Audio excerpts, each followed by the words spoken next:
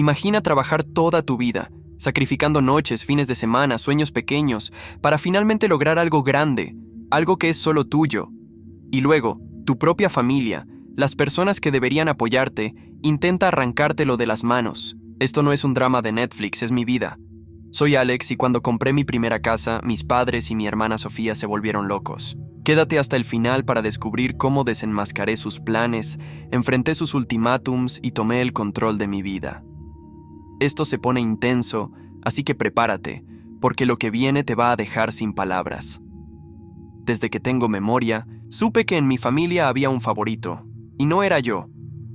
Mi hermana mayor, Sofía, era la estrella dorada. La niña perfecta que nunca hacía nada malo.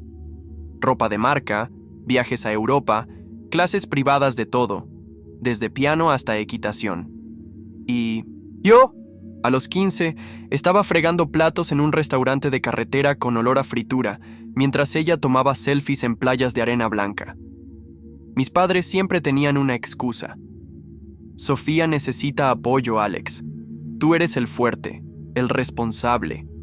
El futuro de Sofía era la prioridad, el mío, un plan B.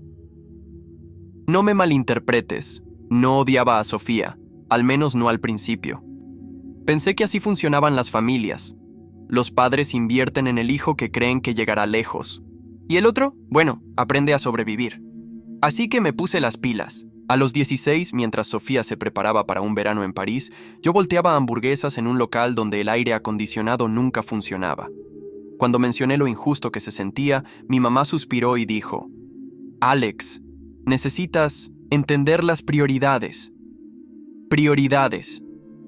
Esa palabra se convirtió en mi sombra. Crecí con sermones sobre el trabajo duro y la independencia. Mientras tanto, Sofía recibía todo en bandeja de plata. Un auto nuevo a los 18, pagado por mis padres. Una universidad privada, también pagada. Yo trabajé turnos dobles para costear una universidad pública, viviendo en apartamentos, diminutos con roommates que olvidaban pagar el alquiler. Cada cheque de pago guardaba algo, aunque fuera poco. No sabía para qué, solo sabía que nadie me iba a rescatar si las cosas salían mal. Después de graduarme, tenía dos opciones: conformarme con un trabajo mediocre que apenas pagara las facturas o arriesgarme. Elegí lo segundo. Tomé mis ahorros, apenas suficientes para empezar, y abrí un pequeño taller de reparación de autos. No era glamoroso. El primer año fue brutal. Noches sin dormir, manos llenas de grasa, clientes que regateaban cada centavo. Pero lo logré. Para el quinto año, el taller era rentable. No era millonario, pero ganaba lo suficiente para soñar en grande.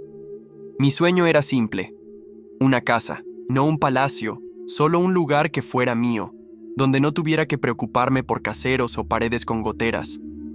Cada vez que lo mencionaba, mis padres desviaban la conversación.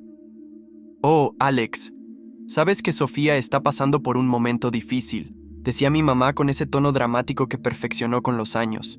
El alquiler es tan caro, añadía mi papá, como si yo no supiera lo que era luchar. Siempre era lo mismo. Sofía necesitaba ayuda. ¿Y qué clase de ayuda? Sofía vivía una vida de Instagram. Vacaciones en el Caribe, bolsos de diseñador, cenas en restaurantes donde un plato costaba lo que yo gastaba en comida en una semana. Pero de alguna manera, ella era la que estaba en apuros. Y luego estaba el dinero. Durante años ayudé a mis padres.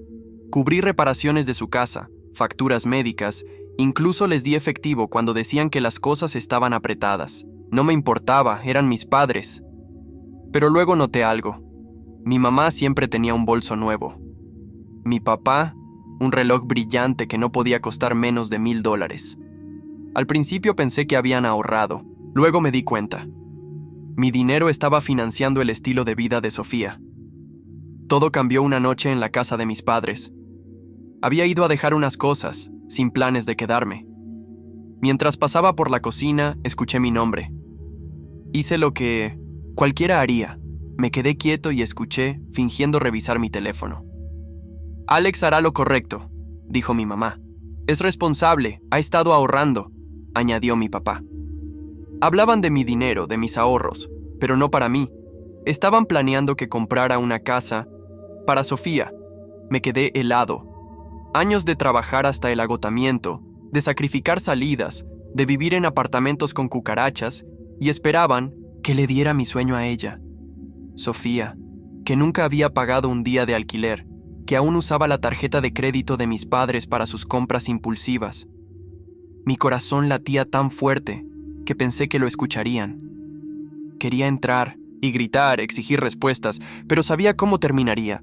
Me dirían que era egoísta, que la familia era lo primero, que Sofía lo necesitaba más. Así que me fui sin decir nada. Esa noche no dormí. Me quedé mirando el techo de mi apartamento, con una lámpara que parpadeaba y que nunca había tenido tiempo de arreglar. Pensé en cada sacrificio, en cada espera tu turno, en cada vez que tragué mi frustración y sonreí. Y pensé en Sofía. ¿Sabía del plan? ¿Se sentiría avergonzada o asumiría que era su derecho? La respuesta llegó al día siguiente. Sofía me llamó con la voz llena de emoción. Habló sin parar sobre una casa que había encontrado. Es perfecta, Alex. 3 habitaciones, un patio trasero, espacio para una piscina. Finalmente puedo mudarme. Esperé a que mencionara cómo planeaba pagarla. No lo hizo, porque no necesitaba hacerlo. En su mente, todo estaba resuelto. Mis padres se habían asegurado de eso. Incluso tuvo el descaro de decir: puedes quedarte en la habitación de invitados si alguna vez necesitas un lugar. Como si yo, que había trabajado toda mi vida, necesitara su caridad. Ese fue mi límite. No dije nada, pero tomé una decisión. No iba a seguir siendo el plan B de nadie. Espera un segundo. Si esta historia te está atrapando, dale like al video ahora mismo. Ayúdanos a que esta locura llegue a más personas. Y dime en los comentarios, ¿crees que mis padres y Sofía planeaban algo turbio desde el principio? ¿O solo estaban desesperados por ayudar a su favorita? Quédate, porque lo que viene es una montaña rusa. ¿De dónde crees que sigue esta historia? Al día siguiente, hice lo que ellos nunca esperaron. Compré una casa, pero no la que tenían en mente. Encontré un lugar perfecto. No enorme, pero acogedor, con un porche donde podía tomar café y un patio trasero donde algún día pondría una barbacoa. Di el depósito, firmé los papeles y no dije una palabra a nadie.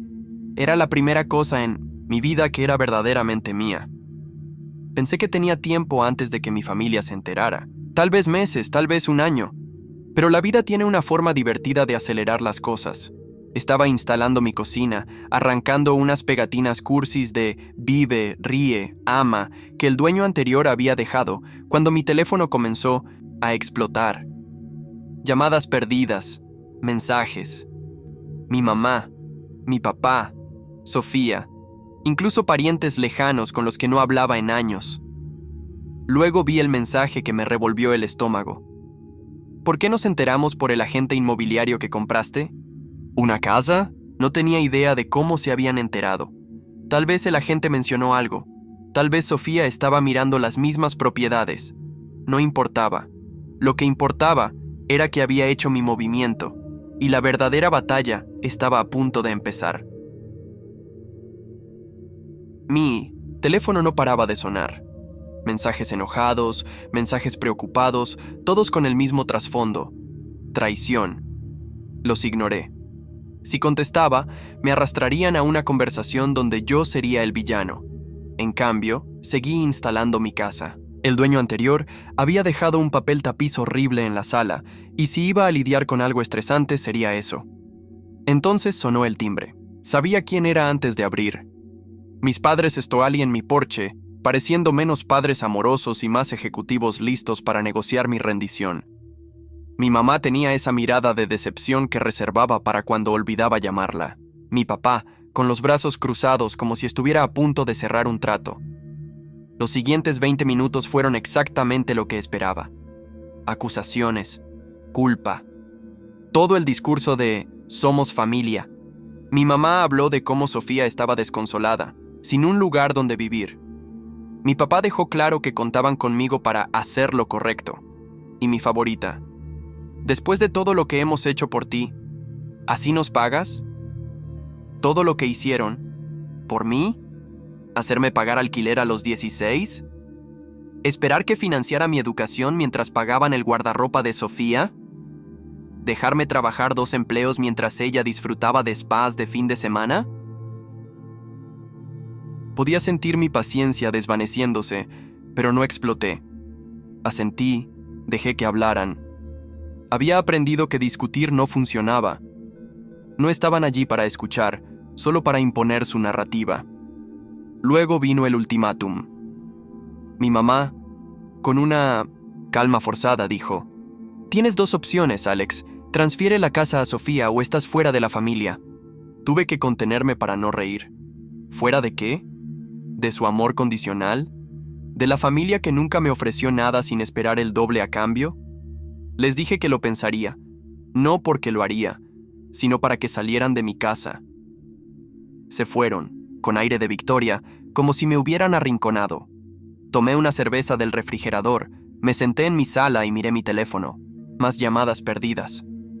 Sofía finalmente me había enviado un mensaje. No lo abrí de inmediato.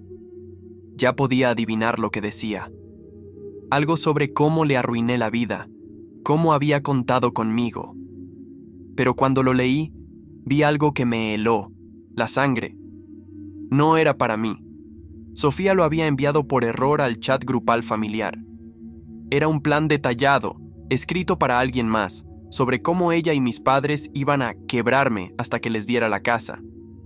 Estaba todo ahí, claro como el día. No se trataba de justicia ni de familia.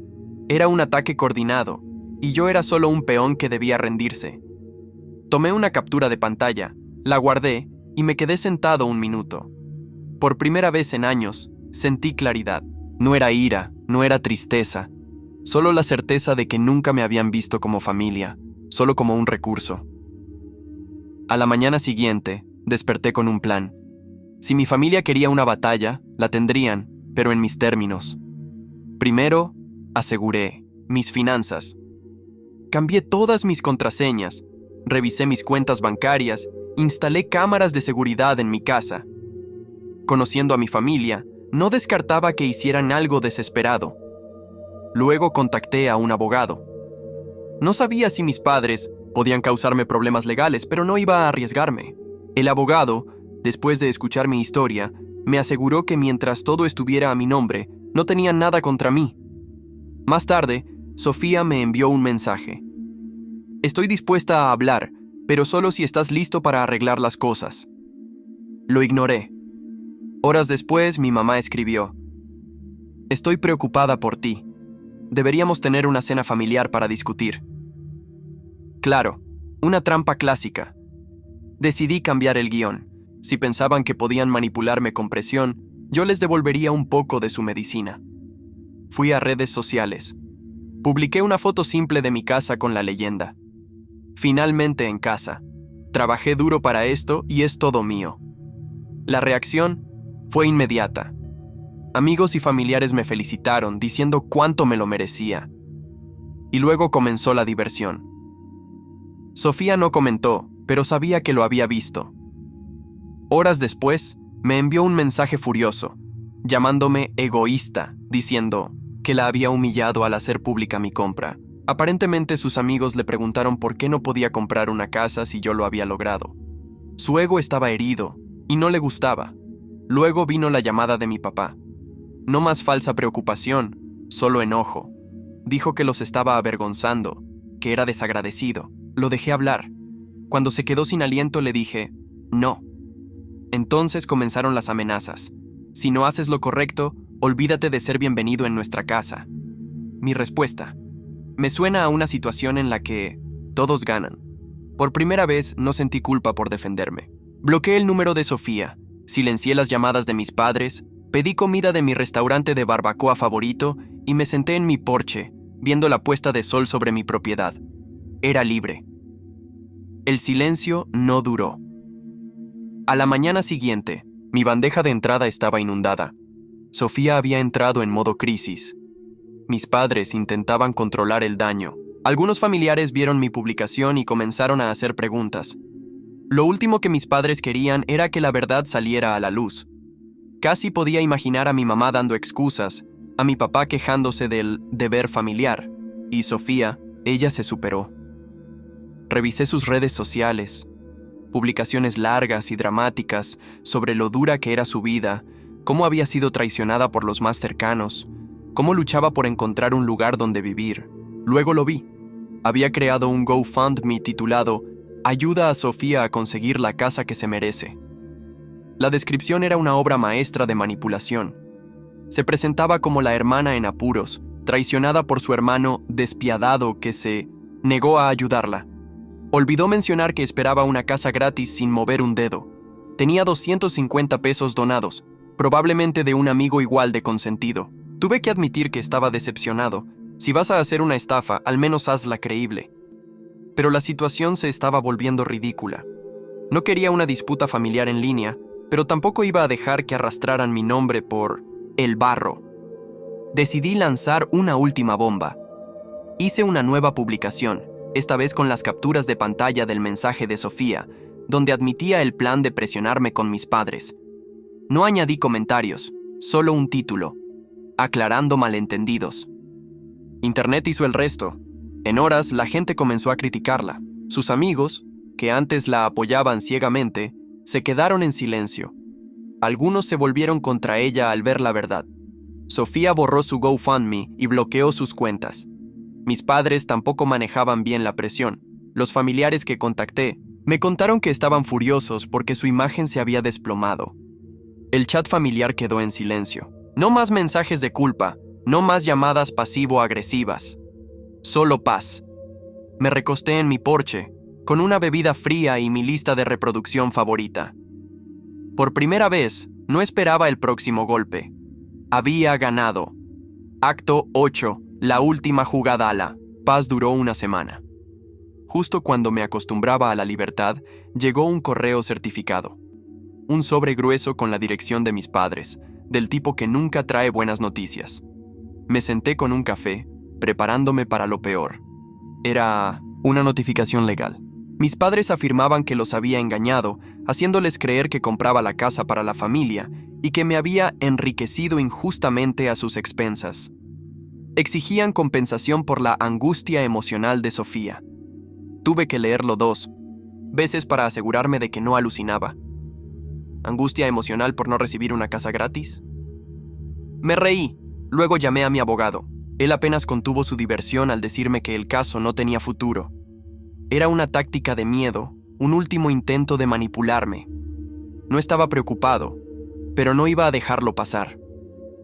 Reforcé la seguridad de mi casa, cambié cerraduras, verifiqué mis cuentas.